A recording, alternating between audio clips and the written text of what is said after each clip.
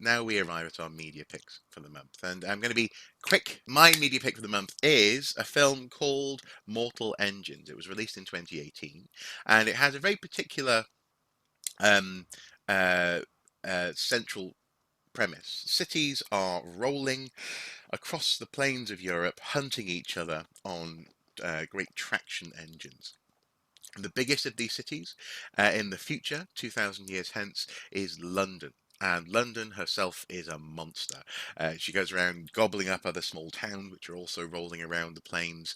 And life plays out in a series of almost class stratified levels in the city. At the bottom, you have the gut, as it's called, where people and goods come into the city. And at the top, the very tippy top, you have the remnants of St. Paul's Cathedral. It's a fantastic and amazing vision, and it is set in the future, but crucially, it has a little version of the British Museum as part of it. You know, at the heart of this place is this, somewhere in the middle is the British Museum, and they have a very particular view of their history. Indeed, they call us now, living in the 20th and 21st centuries, the ancients.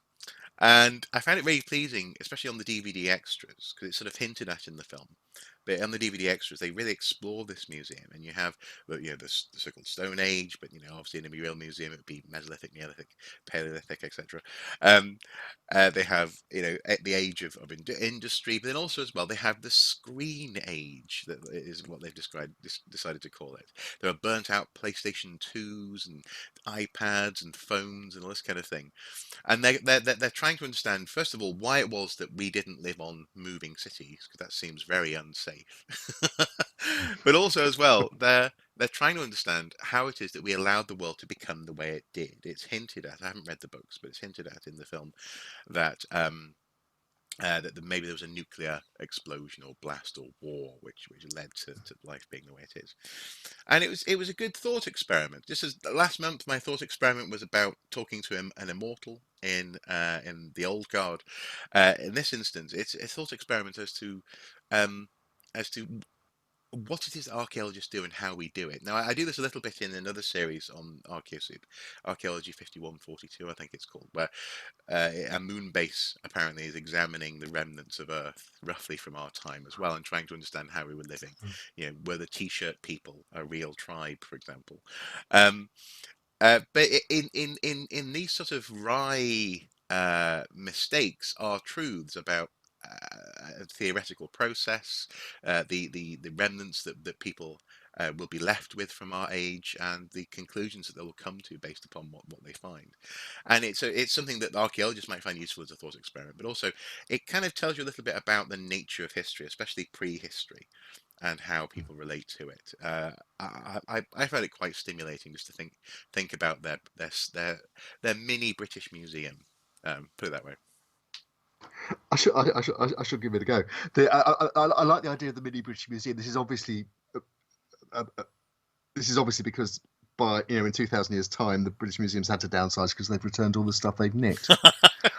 Uh, That's allegedly. not no. Come on, no, London will have consumed Athens by then. Should they just go, give me it back?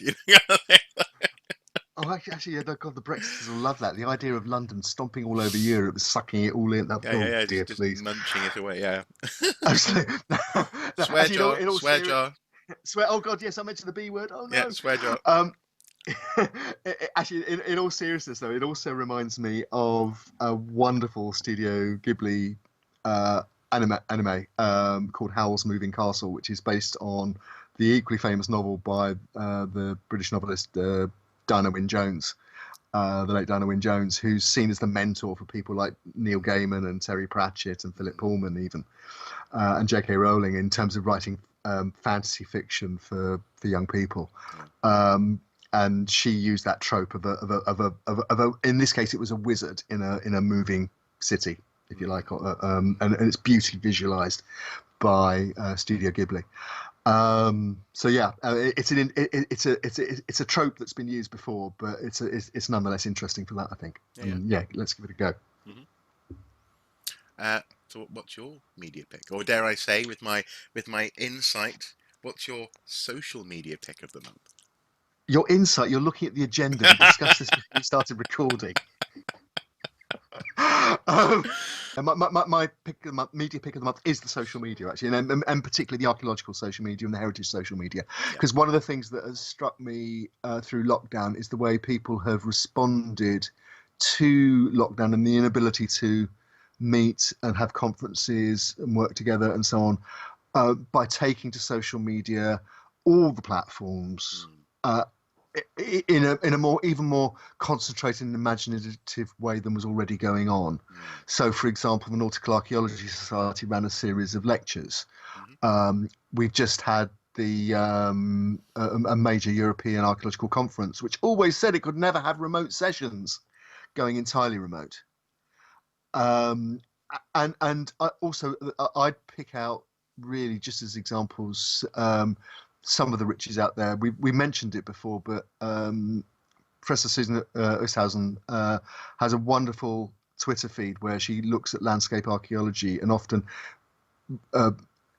publishes short, really clear, wonderfully concise explorations of aspects of particularly the English landscape, but talking about landscape archaeology in a wonderful, accessible way that makes you want to go out and look. Now we're allowed out of the house to look, but also some of the discussion work that's going on.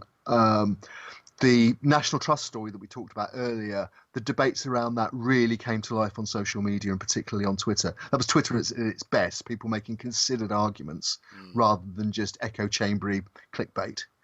And I think it was the way that the coverage in the mainstream media took on a life in social media that actually forced the National Trust to break cover and put its most senior manager on Newsnight and other outlets. So, in that respect, it's been thoroughly helpful and socially responsible work. And just the podcasting as well. We've been doing a podcast for years now. It's great fun, and hopefully somebody out there somewhere in the ether enjoys at least some of what we do. Well, I think our viewer still likes what we're doing. I think that's it. Well, that's reassuring. That wonderful viewer. Yes. But now there are riches out there. I'll just highlight a couple of history favourites that I've started listening to more regularly during the lockdown.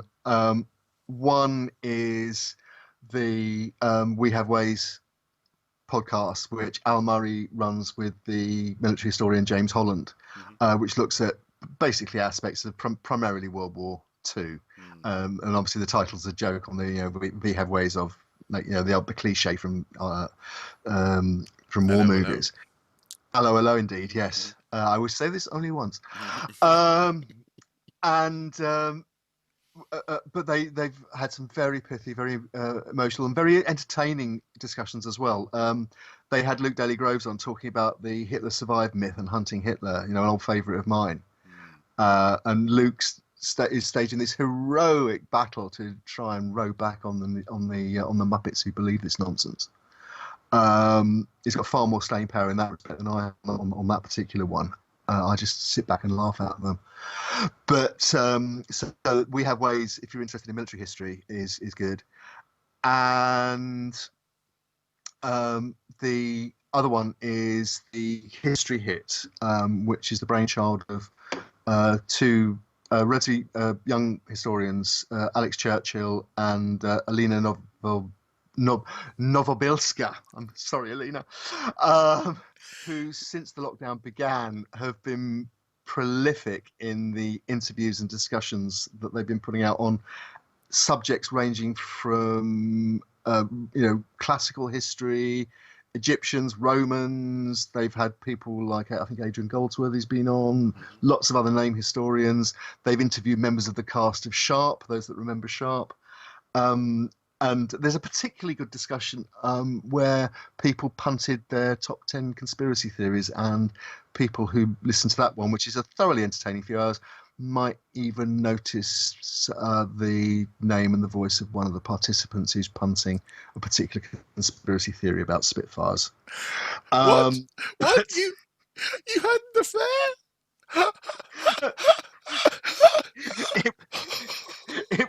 It wasn't an affair. I had a book to promote. All right.